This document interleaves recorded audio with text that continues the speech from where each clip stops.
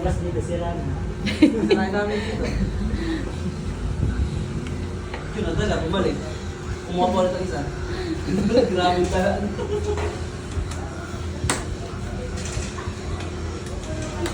Ilan naman tinakbal ba? 6'6". Mag 1 year pa lang sa... So, what's up mga kamansanas? Andito na naman panibagong araw, panibagong walang gagawin. Kaya andito na naman ako sa shop ni Majesta para magpagawa ng mini driving lights. Ayan, gastos. Gastos! Isigaw nyo, gasto! Ano yung mas maganda? Yung gilid-gilid o gitna? Anong gilid-gilid? Yung ilaw. Yung ilaw. Hindi, pero okay na yan. Pares naman, kaso... Mas maganda pa rin yung mukha nung Pag ilaw. lumiko ka, sumusunod din yung ilaw mo. Tapos bibili ka ng bracket.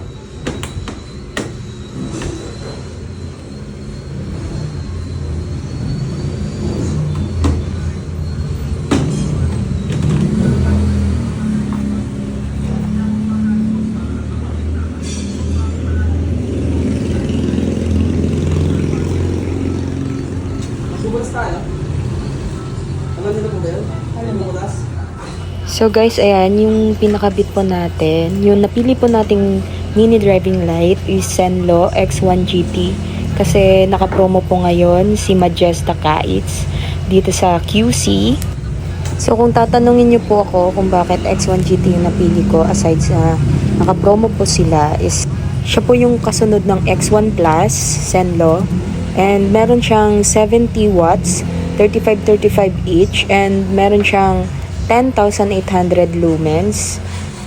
Each has 5,400 lumens, total of 10,800 lumens. So, ayan guys, na binubutasan siya dun sa left side na mga button para sa passing light po niya, as per kuya.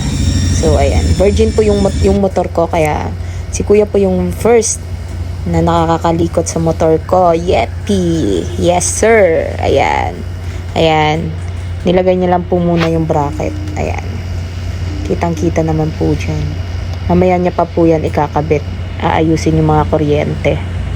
Yes, sir!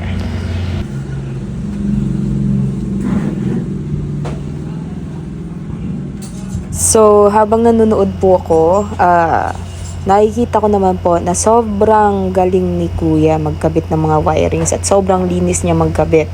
Wala pong buhol-buhol na mga wirings, mga ganyan. Hindi ko lang alam sa Tagalog ang tawag. Pero malinis po siya gumawa. Yan. Hindi naman po ako magpapagawa ng motor sa hindi ko nakikita yung mga reviews at gawa. Yun. Cutting si kuya ng mga wire. Ayan. Nakikita nyo naman po eh. Yun.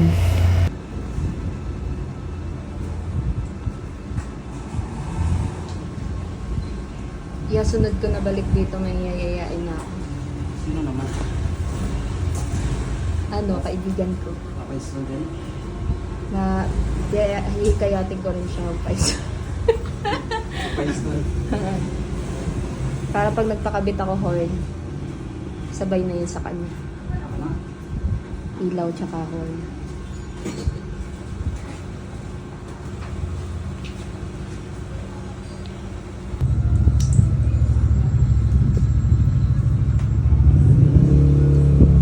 Mabilis lang po magkabit si kuya for about less than 1 hour siguro. Ganon. Nagtagal lang po siya kasi nagpakabit din kasi ako ng dual contact. So, ayan.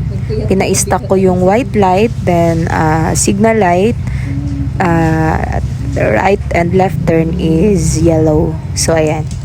Kaya, yes! So, ayan na nga po at natapos na ang aking dual contact. Ayan sa video, nakikita naman po na napakaganda at napakalinis ng pagkagawa ni Kuya. And natapos na rin yung aking MDL mini driving light. So, kung gusto nyo pong pumunta, visit lang po sa Majesta Kites dito sa QC. And yes, thank you!